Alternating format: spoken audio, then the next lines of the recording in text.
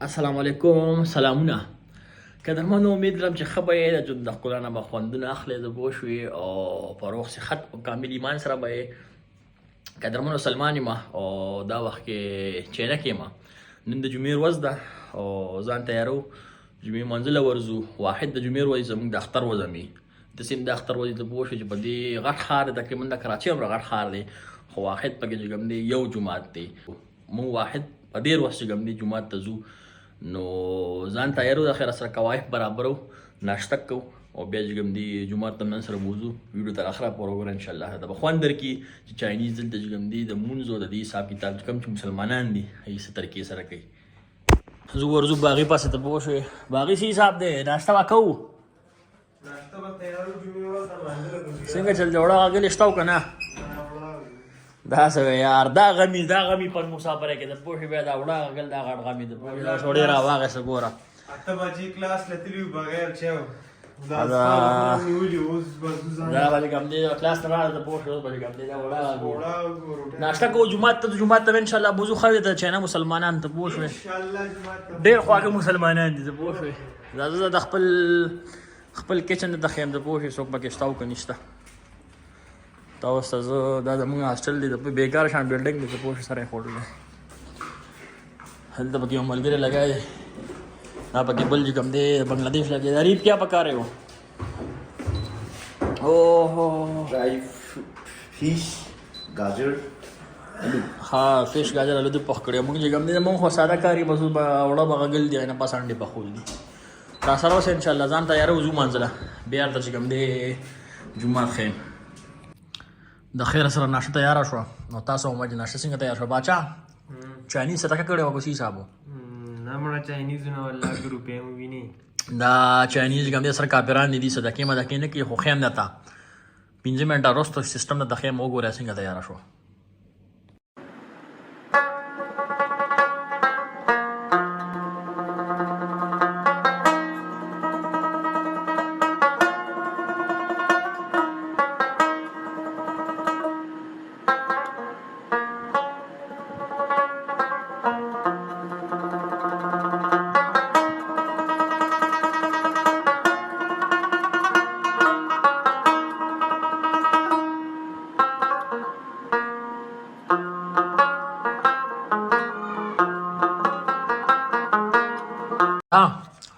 ناشته خو شوه، د خیره سره لوښه له به څوک راځي. دلته دا هغه مې ګوره داسې ناشته وشوه. دا لوښي به چې کوم دی اوس دا سیټه کول غواړي، د مېز به صفا کول غواړي. ګوره دلته غټ غمونې مسافرۍ ډېر فضول ژوند دی. بس تاسو اوس کوم پاکستان کې ناست یې لکه موږ چینه ته درځو. چینه نه بلکې هر طرف ته چې کوم دی دا حالت دی. لوښي ویځو بیا ګپ لګو. د خیره سره ټانګې رنګ شوې. باچا ته اوس ټانګه رنګ کته به چې اختر دی، خو اختر دی بالکل په اختر کې چې کوم دی یو جمعې ورځ دی، ته پوه شوې. باجی نماز کے لیے نہیں جا رہے آپ؟ تو بس ٹائم تو نکل رہے، ٹائم نکل رہے جلدی. باجی چې کوم دی ځان تیاری ته پوه شوې مونځ لپاره زو ښایو دی ته.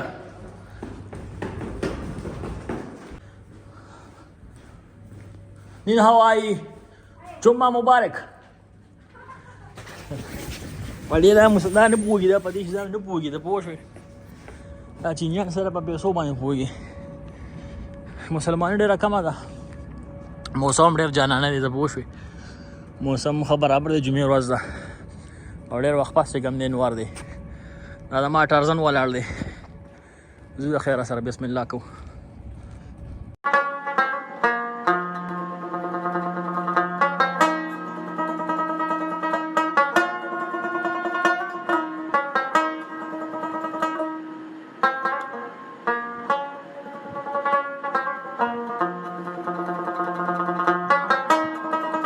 د خیره سره جومات ته راورسېدو. دا د جومات ماحول دی. تره ورځو به وردن نه به شو که اجازت دي، کونی خو بیا نه ورځو.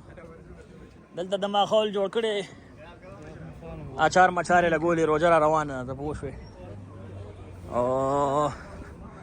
دا دننه چې کوم دی مسلمانان ولاړ دي، دا روټۍ خرڅوي، په تیره روټۍ دي. السلام علیکم. السلام علیکم. وعلیکم السلام. السلام علیکم. السلام علیکم. السلام علیکم رمضان مبارک رمضان روان دي د کاکاګان چې کوم دي د خرڅي有几个？拿10个，拿10个。